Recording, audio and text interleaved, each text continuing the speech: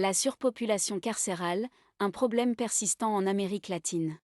Après plusieurs jours de violences perpétrées par des bandes criminelles, dans lesquelles au moins 14 personnes ont perdu la vie, le président équatorien Daniel Noboa a déclaré mercredi 10 janvier que son pays était en état de guerre.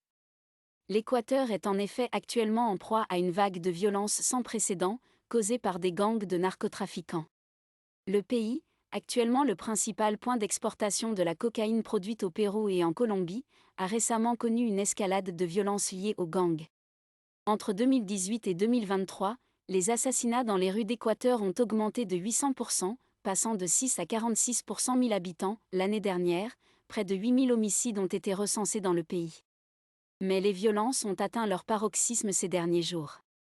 Mardi 9 janvier, un groupe d'hommes armés a fait irruption sur un plateau de télévision de la chaîne publique équatorienne TC Télévision et pris les journalistes en otage. Dans les prisons du pays, des mutineries ont également éclaté. Cette vague de violence sans précédent fait suite aux évasions d'Adolfo Macias, alias Fito, chef du gang Los Chonro, qui compte environ 8000 hommes, dimanche 7 janvier, et de Fabricio Colón Pico, le chef du gang des Los Lobos, quelques jours plus tard.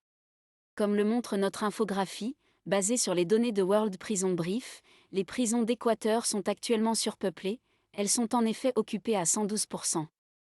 Ce phénomène est cependant bien plus prononcé dans un grand nombre de pays d'Amérique latine. 5 pays du continent ont ainsi une population carcérale plus de 2 fois supérieure à la capacité de leurs prisons: le Pérou, 229% d'occupation, le Salvador, 237%, la Bolivie, 264%, le Guatemala, 293%, et Haïti, dont la population carcérale est presque 5 fois supérieure à sa capacité officielle.